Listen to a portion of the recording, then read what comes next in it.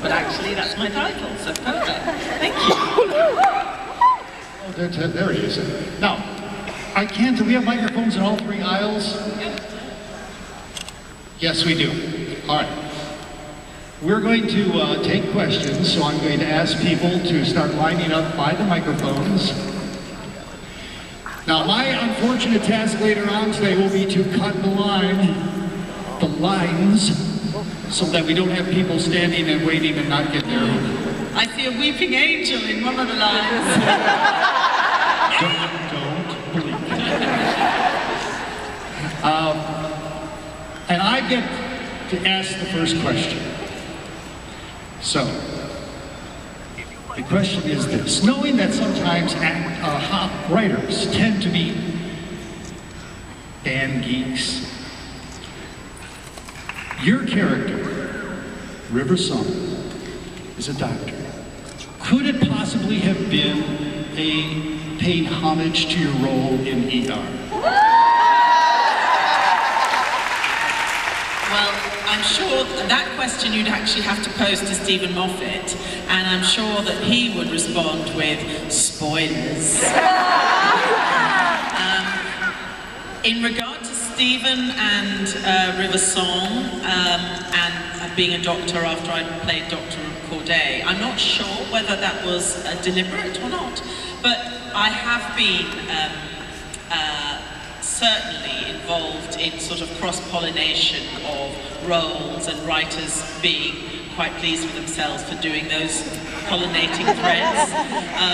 This is a fact. When I was still in England and I met the producers of ER, they were asking what I was doing at the time, and I said that I was in England auditioning for roles and that I was auditioning for a role at the National Theatre. They were doing a production of Marat Sade, and I had auditioned and was very keen to play the role of Charlotte Corday. And I didn't know whether I had been offered the role yet or not, but I'd gone through that audition process. And so, by the time I arrived back in England, after I'd met the ER producers, and then I found out that they had wanted to bring me onto the show and create a role for me, I was then so surprised when I read the script that included my character for the first time, and my character was called Elizabeth Corday. I certainly know that there are sort of the references that you find in some subsequent shows they are little homages to Doctor Who for sure, which I think is really nice, and it shows that the writers, that they follow other writers as well and other programs, so that's kind of cool. And it's a good program to boot. All right, let's start off with the first question over here. Hello. Hi. Hi. I'm shaking. I wanted to ask you, just as far as fandom goes, music is a big part of it, and just, I mean, there are lyrics that people can kind of point to, there are songs or there are playlists that people make for fandom.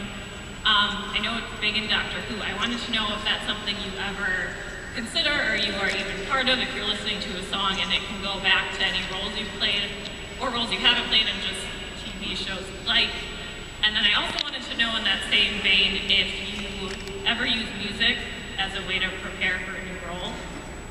That's a really interesting question, actually, and I don't know whether you've asked other actors this, and so it's a question that you should, because every actor has their own way to prepare, and of course we always think that what we do is utterly unique to ourselves, and then we realise that everybody else does it too. But if I'm doing a theatre play, I do use music. When I'm in the dressing room at the half, getting ready for the performance, I will have, during the rehearsal process, I will have found a song or a piece of music that somehow invokes the emotion that I need for the performance. And it's a kind of, it's a deliberate process, but it's also something that just, I let my instinct just find the song. I don't choose it myself, I just allow my feeling to find it. And so I do. And now if I listen to those songs, they take me back to those different productions. And it's kind of, yeah, it's sort of like my own personal music diary. Yeah, it's kind of cool. Thank you very much. Okay, let's go to the center. Hello. Hello. So my question's actually in the same vein as the ER story you asked, Okay. or you told. I wanted to know if your character's name on SVU was intentional or a happy accident. Well, you see, the writer on ER, his name is Neil Baer, and he, I suppose, I don't want to put any of the other writers down, but I guess he was my favourite writer. We connected, and he then became the showrunner for Law and Order SVU. And he took Mariska Hargitay, who was on ER with us, he took her to then play the lead in Law and Order SVU. And Neil was the person who had come up to me when it was my first day on ER, sort of gleefully rubbing his hands and saying, have you seen the connection with your name? You know, Elizabeth Corday, Charlotte Corday, you know, we did that for you. So he was very excited about that because he thought about it. And so the first time that I worked on SVU, Neil didn't write the episode, it was a different writer who did, but he was a big ER fan and he had already become, he was a Doctor Who fan as well. And so I do think that there was probably that definite nod towards River, for sure. Did you notice that both of them said in the same vein? Yes. Over here. It's Washington. Hello. Hi. So our whole family, gigantic River Song fans. Like hold the best character in the series. And one of my daughter's favorite things when she discovered, she would pick through the episode lists and descriptions and start to watch in the Melody Pond River Song timeline. The webisodes, Good Night, Bad Night, First Night, Last Night, everything. So we have a Tennant box set, we have a Matt Smith box set. Is there any possibility there might be a River Song box set in the works where we can see the storyline from Melody Pond River Song's point of view? You know what? That's a good idea. That's a really great idea. That's something that, in a sense, you'd have to sort of put out as a request to the BBC, I would imagine. I am there right now. Yeah. Oh, good. There's video of this, right? I think I might need a few more episodes to fill that box set.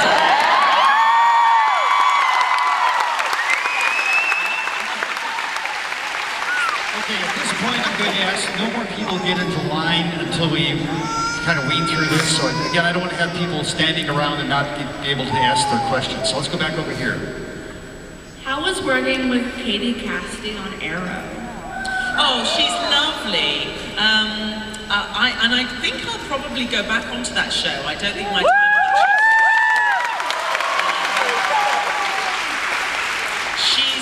she's you know, a very serious, hard-working actress. They all are, to be honest. Stephen Amell, who's obviously plays the lead, he sets a very, very good example for just how to be on set, and everybody takes it very seriously, and it's a well, actually he does as well in his way. But Katie's lovely, and I'm sort of like, you know, when I see with my hair straight and everything, I kind of look at her and go, actually, yeah, I guess I could be your mum. It's a nice show to go and work on. It's very friendly. It's a good set. Excellent. Middle here. My question's two parts, but I think I know the answer to the first part. Of all the characters you've played, if you could swap lives with someone for one day, who would it be, and what would you do on that day? If I could swap lives with any of the characters I've played so far. Yes.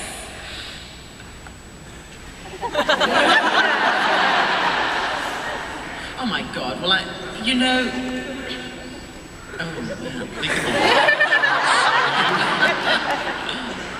Adventures. Well, actually, I mean, I was going to say, of course, River.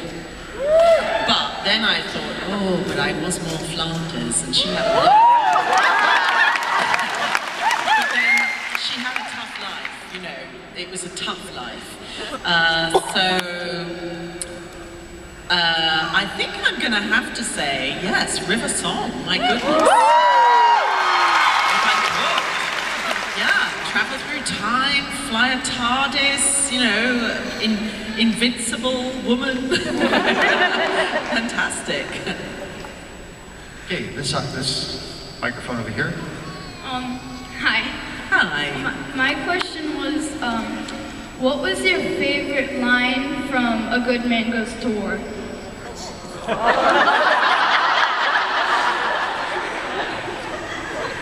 Are you kidding? I was just wondering that because that's one of my favorite episodes. Uh-huh. Good for you.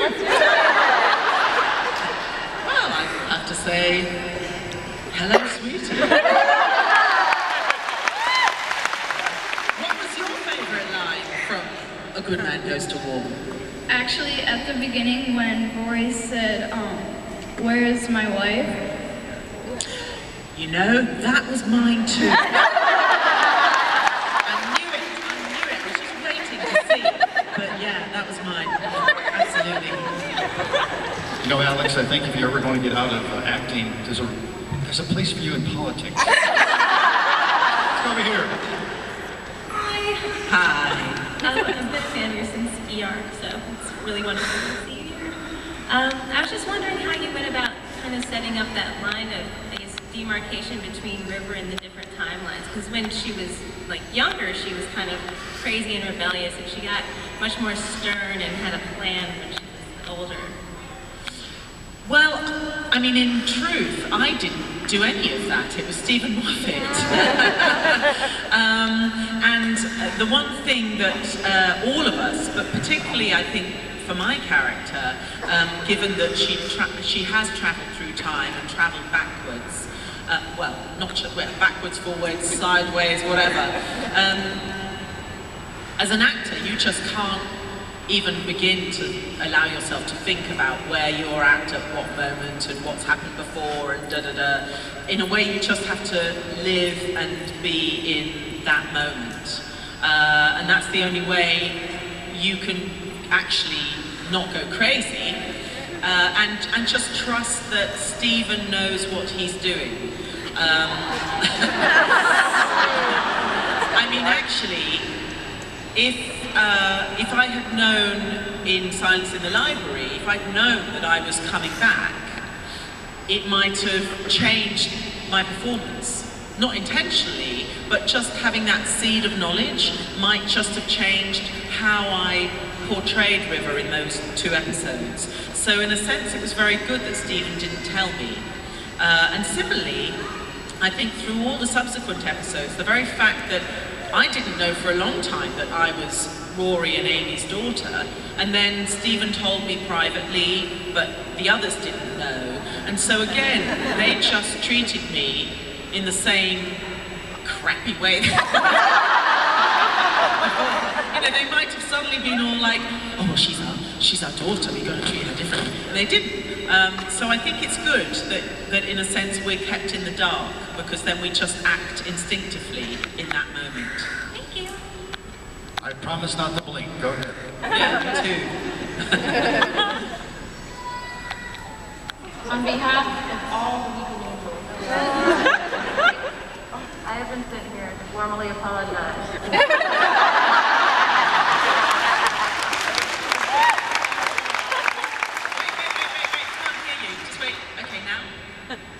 Would you accept a hug of apology? Would I like a hug of apology? Are you kidding? It's a trap! You'll never let me go!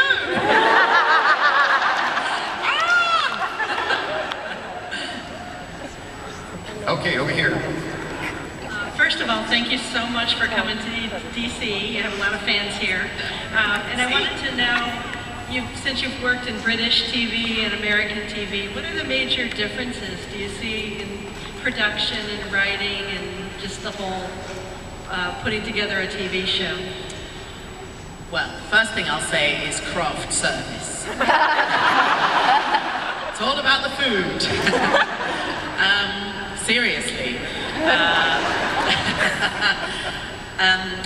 Obviously, in the States, you have bigger budgets, and so the facilities that one is in are usually much better, actually, than in England. And it's not a deliberate thing. It's just that English shows have a much smaller budget to work from, and so they try and put all of that money into production. So there's not much room. God, what? Look at craft service. Yeah. So it really is all about food. But in every other respect, I mean, a writer is a writer, a script is a script, and it's only as good as the writer. And you have phenomenal writers all over the world. In terms of production, all of your crew, your grips, you know, the ADs, everybody, the sound team, again, they're always very good, and they travel as well. A lot of them don't just stay in one country, they'll work on productions all over the place. So that's pretty much the same as well. So it boils down to the food. It does. Yeah, it does. Thank you. Isn't a lot of Doctor Who shot in Cardiff? It is, yes, in Wales. Isn't Cardiff not necessarily weather-wise a wonderful place to be? No, it's rains, it's cold. In fact, most of the time, I don't know why, but I would always be asked to work on an episode that happened to be shooting usually I was working between November and February. So the coldest months in Wales, and mostly we were always on sort of exterior night shoots. So you still put food over weather, okay. Yeah. Okay, I can't believe I'm actually talking to you. Okay, so how did you keep track of River Song's timeline with their doctor? I don't. This is a kind of a follow-up from the question that was asked before. I just don't. I arrive, I don't know where we are, which is actually why River, she doesn't know either. So she usually always says, what have we done? Have we done this yet? Have we done this yet? Because she doesn't know. And then the doctor will tell her, go, you know, what are you talking about? I don't know this character. That's also why I don't think my time is done, because I haven't been involved in all of the adventures that are in my diary yet.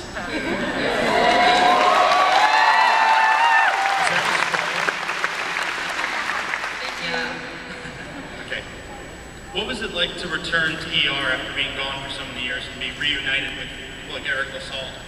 That was so special. I think I hadn't been on the show for, what was it, 3-4 years, something like that, or even maybe it's 5. And it was such a lovely thing for them to try and bring as many of the older characters back for that final episode.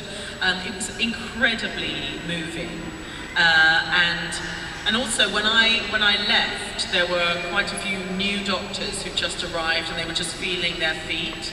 And to see them sort of incredibly confident because they'd had all those years working on the show, that was really nice. But certainly seeing Eric and Noah, Laura, I mean, it was great. We had a lot of fun, and we all went and had lunch together, catching up, and showing photos of our children and all that kind of stuff. It was great. But I see them. Eric actually, sadly, is the one person that I don't see. But whenever I go to New York, I see Tony. I make a point of having lunch with him. I see Laura from time to time. I see Paul McCrane. Noah Wiley's working in Vancouver, so I see him every now and again. And it's just terrific. It really is. Thank you. Okay, over here. Hi. Hello.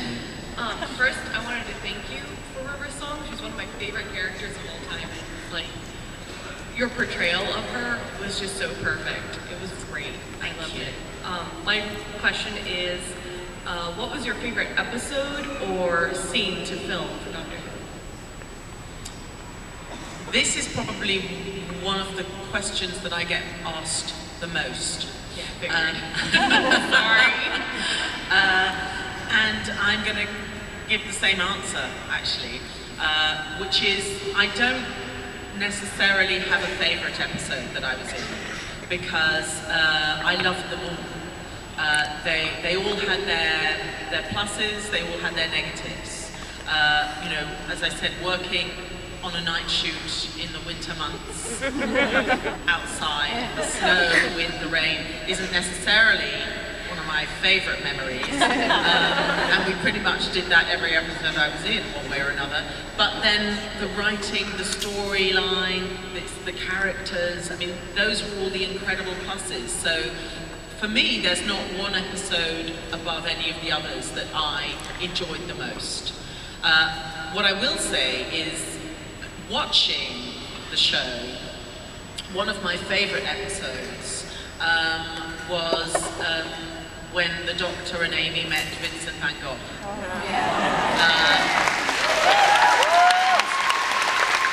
I wasn't even in it. But I loved that because it made me cry, and every time I watch it, it makes me cry. Because I just find it so moving and poignant at the end when they bring him to the future and he sees how his work is beloved and how it affects people, and that he has become this incredibly famous painter out of his lifetime, and that just gets me every single time. So it's so smart, such a smart episode, and Stephen Moffat didn't write it. Okay, let's go over here. Hi. You've always been one of my favorite characters on the show. Whenever you came on the show, so I was like, oh my god, yay, River's on this episode. Oh, that's nice. In Silence in the Library, when you downloaded into the Sonic Screwdriver, we've never seen that one in any other episodes. So do you think that you're going to come back in the 9th season? Well, my sonic screwdriver was given to me by my doctor. And none of the doctors so far have that sonic screwdriver. So...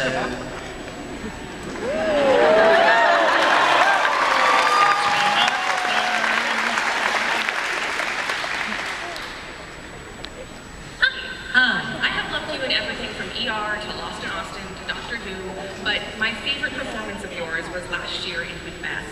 What was the best part about getting to figure out who Lady Macbeth was for you, and what was the hardest part? I've wanted to play that role for a long time. I think as an actress, you have in your own heart sort of a certain number of roles that you just hope in your lifetime you'll get to play. And Lady M was certainly one of them, but I never knew or believed that I would ever necessarily realise that dream. I also always had a very specific feeling about her and about her relationship with her husband and who they were as people, which wasn't necessarily how she had been portrayed up until now. And so I always just thought, well, I'll only ever want to be in a production where I can portray her in the way I feel she is. And maybe I'll never find the right production for that. So when I met Kenneth Branagh, I just thought I'm going to be really honest with him about how I see her. And it was fantastic because he saw Macbeth in the same way. I mean, we really kind of immediately understood what we instinctively felt about those two people. And so I went away from the meeting. I just met him for a cup of tea, and didn't know whether I had got the role or not, and then found out that I had. And it was just so incredibly, oh, that's fabulous, thank you. It was just so incredibly exciting then, oh my God, because you're rehearsing with somebody who's on completely the same wavelength as you. And so, in a way, there's not even the beginning of stumbling blocks or anything like that. You just are running together at the same pace towards this sort of end goal, which is the first night, knowing that you understand each other completely in terms of how you see your characters. So it was so liberating, and it's certainly one of the best things I've ever done in my life. It's the most visceral and transformative and messy theatrical production I've ever seen in my life, and I'm so grateful to have seen it because your Lady M is so important to that play. Thank you. And Martin Scorsese's going to film it.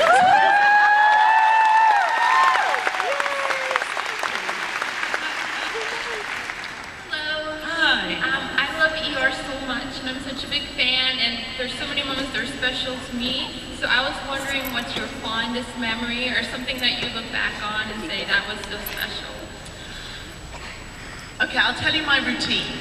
I would go in, sometimes very, very early in the morning, and I'd go to my trailer, I'd put on my scrubs, and then I'd go into hair and makeup and sit and have a coffee, and then other people would be there already, and we'd catch up with if anybody had seen a show, like been to the movies, and we'd just have general chit-chat. And then you'd go into the studio, which was stage 11. Which was the big hospital. You'd go into the, whether we were shooting in the OR or in the ER, and you'd meet with the consulting doctors, and they would work with you through the scene you were about to film. And they were always there. We always had 2 consulting doctors. And they would take you through the procedures that you were going to have to do. And that was so interesting because they made you absolutely feel that you were doing it for real. They were very, very conscious of you doing it precisely. So as well as acting, it was like the most incredible education in terms of hospital care and being a doctor. I just found it so fascinating. And then you'd sit and they'd light and get ready a little bit, and you'd sit and chat a bit more with the director or with the actors, and then you just sort of start doing the scene. And that's sort of what the day was really, and I loved it all. I mean, there were some very traumatic episodes where you had, quite awful deaths, and particularly if one of the actors that we had been working with for a long time, like Kelly Martin, or when they left, or Tony, oh my God, Anthony, that was very hard to get through. But again, a bit like Doctor Who, I loved every episode I was in. I was so aware that I was so privileged to be given the chance to be on that show that I never took it for granted. I just took every single day as the most incredible blessing and adventure. So it was great. Thank you. Over here. So you've talked a couple times already about potential reappearances in future episodes. How do you think River would get along with Peter Capaldi's Doctor? Let me ask you that question. How do you think I would get along with Peter Capaldi? Spoilers?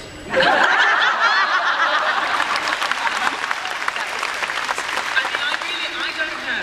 I've never met him, So I don't know what he's like as a person to work with on stage. I mean, certainly David and Matt were, you know, terrific, and there was always a lot of fun on set. Peter's Doctor is darker. You know, there's this sort of bubbling anger, I think, below the surface. There's a sort of this, which would be very interesting. You know, I think it'd be very interesting to get River and his Doctor together because,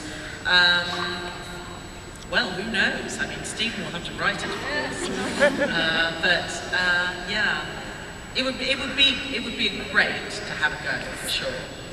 Absolutely, thank you. I think we have a doctor in the middle there. Hello, River. So my question, I'm not certain if you can answer this, so I have a follow-up. Can you tell us about your role as Rita in Happily Ever After that you're working on? And if you can't really go into that at all, can you tell me about your experience working with David on set, especially in Silence in the Library? When you say Happily Ever After, do you mean the movie that I did in Toronto? Yes. In Sault Ste. Marie? How do you know about that? You need to ask. I haven't seen it actually. So I know that they took it to the Cannes Film Festival, I think. But I haven't seen the final result. That was fun to do. I mean, you know, I wasn't playing a very big role, but it was a comedy role, and I actually enjoy comedy, which I think a lot of people don't probably know that side of me. But I am actually quite a good comedian. I just haven't been given, you know, the chance. But so that's that. I won't tell you any more about that. And then working with David that was terrific. I mean, of course, he'd been the Doctor for many years, and I was coming on playing a 2-episode story arc. So I thought it was a very quick.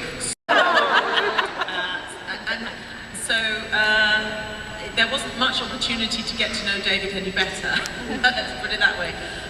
But he was lovely, really lovely. Oh my God! And he and Matt, they never missed a line. I mean, David, I don't know what he's like. He runs on some sort of ever-ready battery.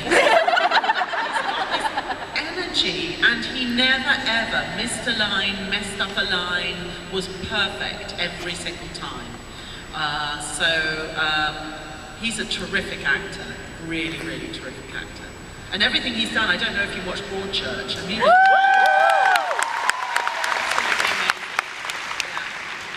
Thank you so much, and you yourself are also a wonderful actor. That perfection is terrible for the blooper reels. it is, isn't it? Terrible. We had so many on ER.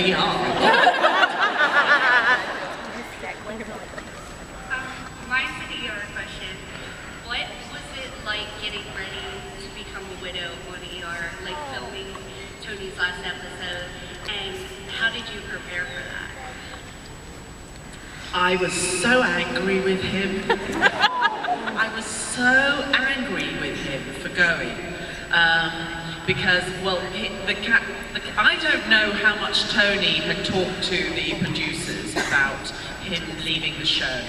And we had the beginning of that storyline with him having a brain tumor and him being in remission and Corday thinking that he was fine. And then he has the relapse. And I knew he had to go. He'd done the show for so long, he'd got kids, he wanted to spend more time with his family, so I absolutely got it. But I found myself so cross with him for leaving and for dying. I really took it personally. And we went to Hawaii to film.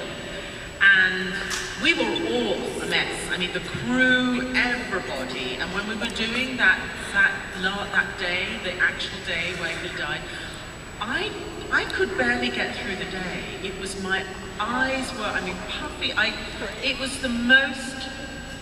It was probably the most difficult scene I've ever shot. And then I couldn't stop crying. I mean, I literally couldn't stop crying. And whenever I thought about the episode, I thought about him, I would cry. A year later, I bumped into a fan in New York City who just stopped me on the street and started talking to me about that episode. I burst into tears. It affected me hugely. It was like, I mean, it was really like losing your real loved one. So, yeah, it was, I wasn't prepared for how I reacted, for sure. And I've watched that episode a million times, and every time you make me cry, Rachel lets go of the balloon, so dies. Right. I've only watched it once, I can't bear to watch it again. Okay, let's go over here. Hello. Hello. I'm mentally preparing myself for the day when I'm asked to play the doctor in River's daughter. I can see. What's your hair regime so I can really get that? You mean this old thing? I don't really have a hair regime. Actually, I'll tell you right now, my hair is such a mess because I'm getting married in July.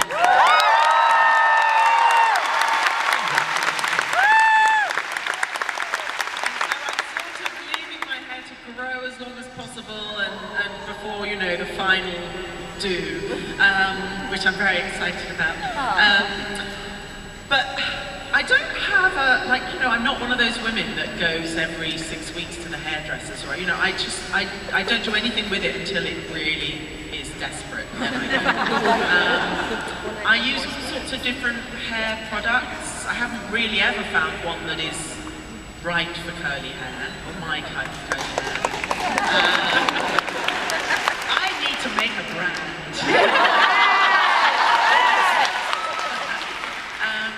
I can tell you right now, I've tried a new product, or not a new product, but I'm trying it out. It's called We Dad. So somebody had said that to me. Sometimes fans come and tell me. I was in Australia and a fan gave me some mousse called Tiki. So I've been trying that. I do have a very good pair of tongs. Just to sort of, you know, if it looks too nesty, then I get the tongs in there. But that's about it, really. Sorry, guys. All right, middle here. Hello. Hello. My wife and I have just started watching Arrow, and saw your performance, especially the scene where you said, "I killed my daughter," it just broke us apart. But I was wondering, as an English actress playing an American character, how difficult is it to do an American accent? And do you think it's any harder or easier for an American actor to do an English accent? You know, it's funny because I always look at the Irish, and I think the Irish have it easy because the Irish have a tone and a delivery in their own natural accent that I think lends itself really easily to transitioning into an American accent.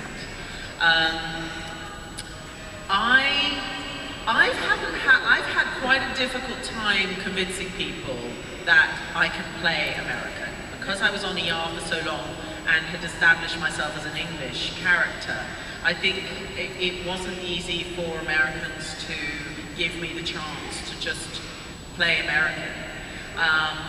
And so I'm really glad that Arrow actually gave me that opportunity. Because as an actor, you're supposed to be versatile, and versatility means not just different characters, but it certainly can mean different accents as well. I mean, if you think about all the Australian actors that are given the chance to play American here, then the English should as well. I think that Americans like to choose English actors to play villains very often. They want them to keep their accents. And I don't know whether it's because villains are supposed to be smarter or something. they do tend, it's always the villains always blooming English. Some actors, I mean, Gillian Anderson does a very good English accent. She really does, and she lives now in England, so she gets a lot of practice. But she's really convincing.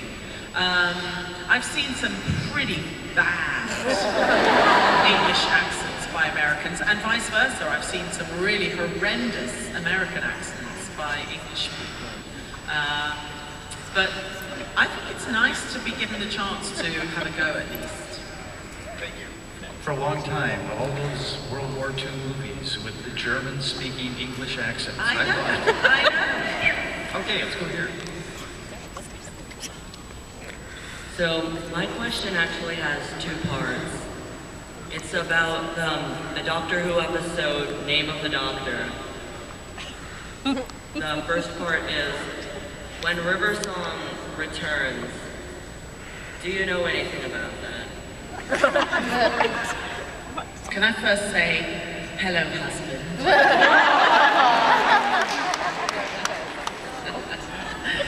And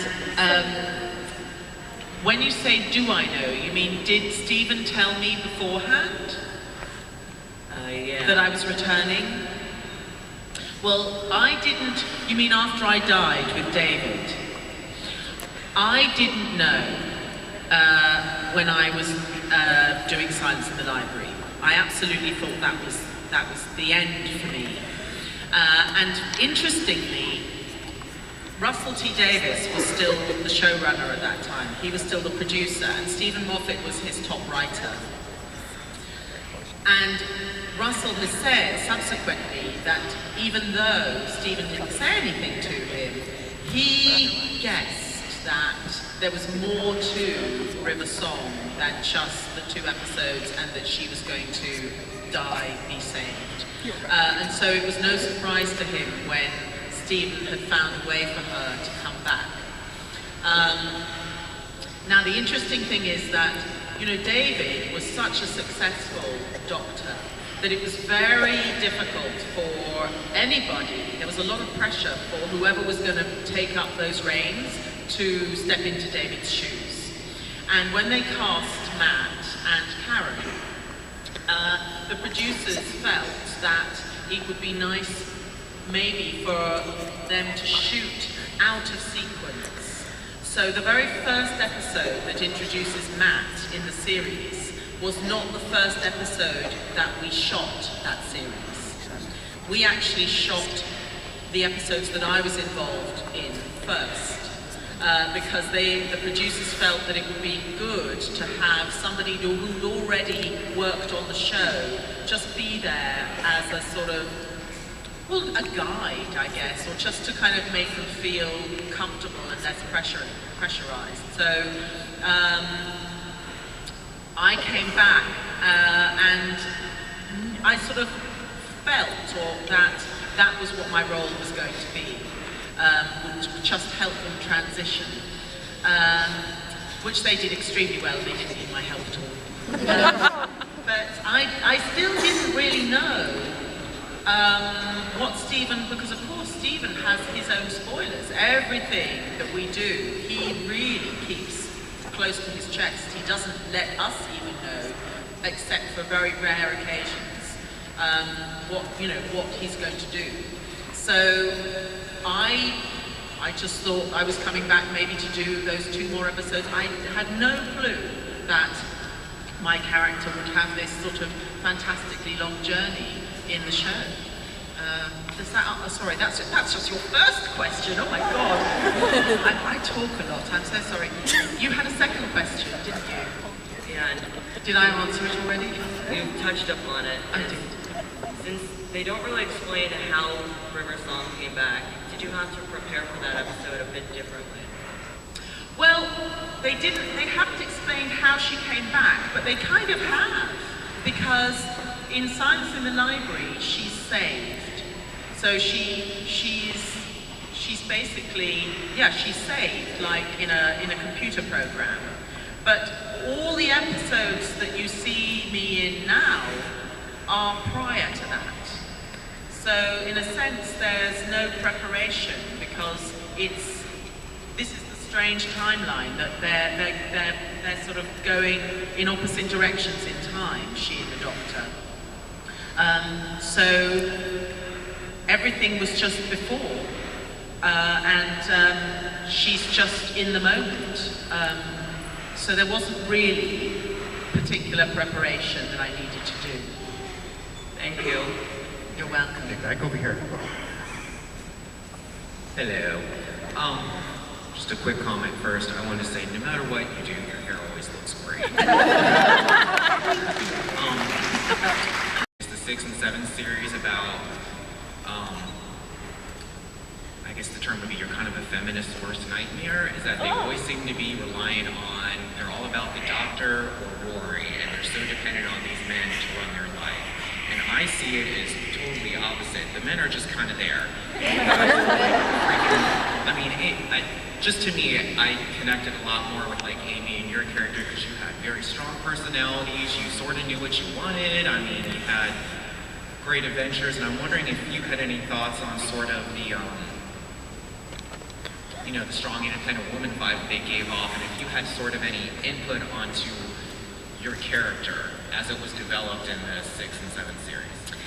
I think that's, you know, that's an interesting question or interesting observation, because I certainly am looking back. If you look back in the sort of the history of Doctor Who and the original series going way back to the 60s, I think you're absolutely right that it was all the woman companion, and the woman companion was always the one sort of asking the questions, not knowing, being guided by this sort of strong, eccentric man.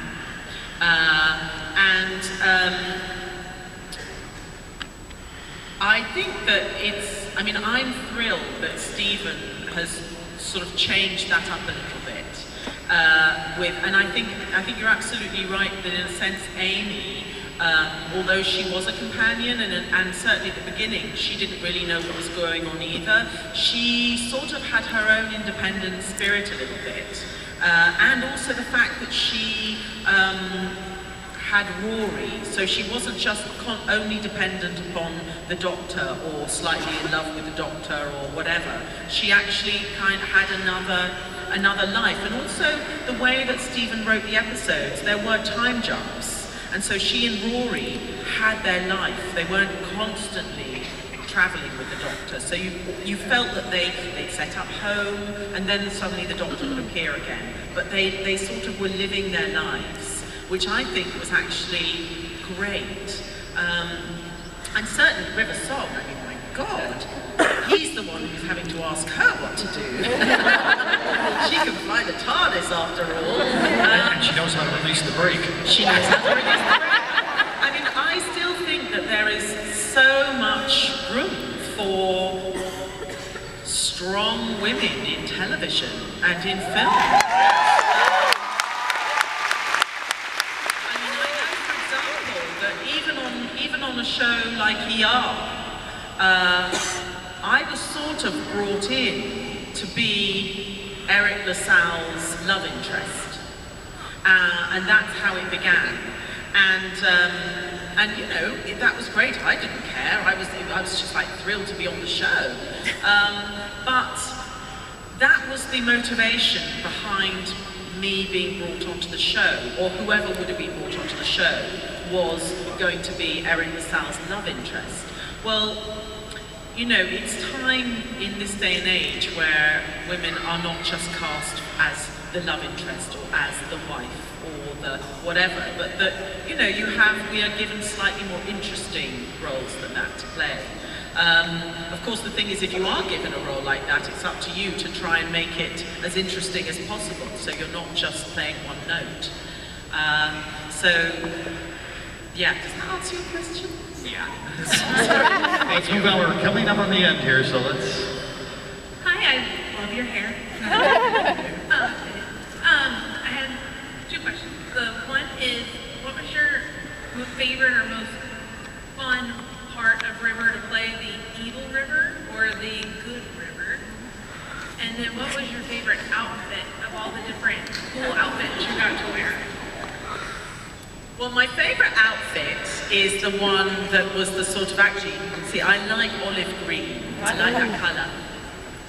So the All Saints, the olive green sort of parachute dress with the belt, the leather belt and the boots. And I like that look. I did like that look. Matt liked me in the tight trousers, the tight sleeves. I was like, you've got to be kidding me. And there is a shot of my backside. I was horrified that they hadn't taken that out in the edit. I was absolutely horrified. And it's the camera angle is like, I'm like, are you kidding? But so that is probably my least favourite. But yes, that's my favourite outfit. And then, what was the first question? Whether you had more fun playing Evil River or Good River? Oh well, I don't think of her as Evil River and Good River. I mean, I sort of think that she's just Naughty River. But I certainly liked the episode Let's Kill Hitler.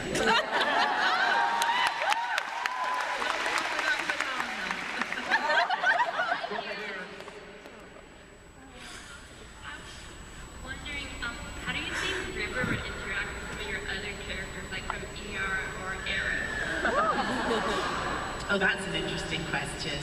I think they'd all get on, actually. I think Corday, certainly, when Corday was still in relationship with Eric LaSalle's character, she was a lot more ballsy. She was actually a lot more fun then. And then when I was told that I was then going to be Dr. Green's love interest, I just thought, holy moly, I'll eat him for breakfast.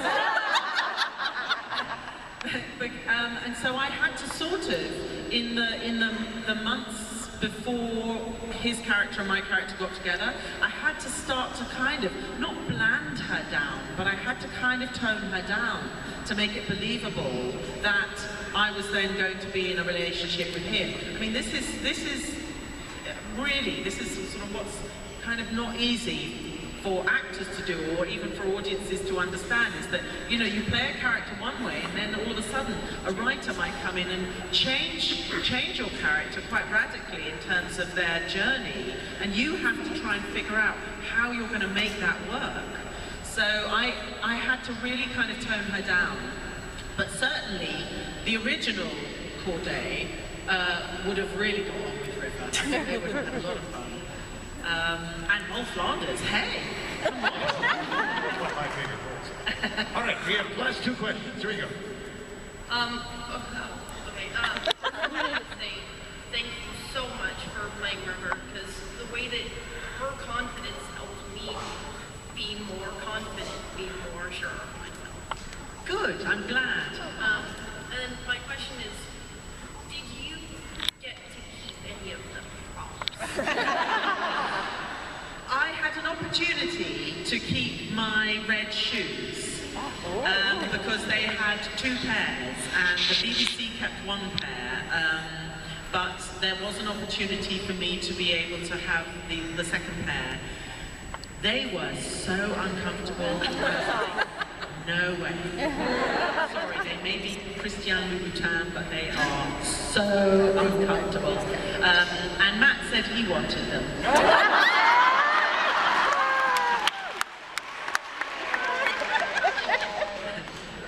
Okay, last question. Here we go. Hi. You said earlier that you didn't know the full extent of River's backstory and how she was the daughter of Amy and Rory.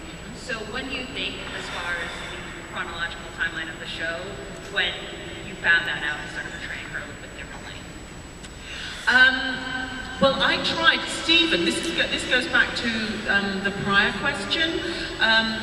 Stephen,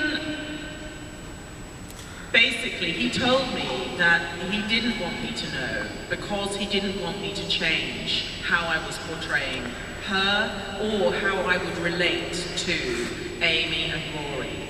That's why he didn't tell me. And but he told me towards the end of the previous series And that was then I had that knowledge, and because I wasn't in every single episode, because I was coming and going, it sort of, in a sense, it didn't affect me too badly. I just had this terrific secret that they all knew that I had, but they didn't know what it was.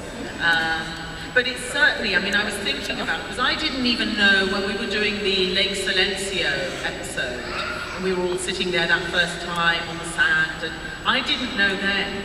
And so I'm actually really glad that I didn't know, because I actually think it would have, even if I hadn't have wanted to change, I think it absolutely would have affected how we played that scene where we were just sitting on the blanket.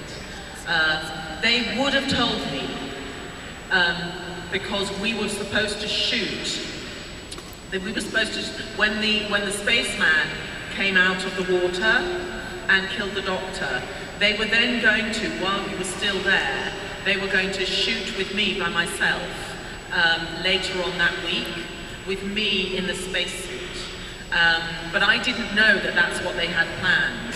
And then they actually scrapped it because they thought that it would get out, that, you know, somebody would see, somebody would take a picture, post, whatever, and so that huge spoiler would be revealed.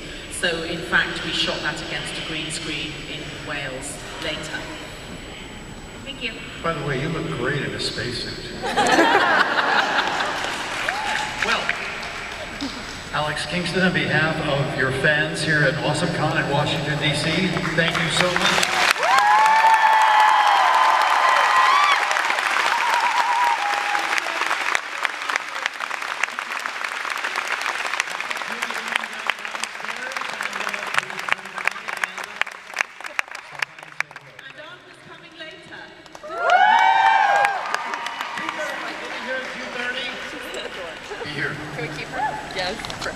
For anyone who's handicapped, you can stand up front underneath the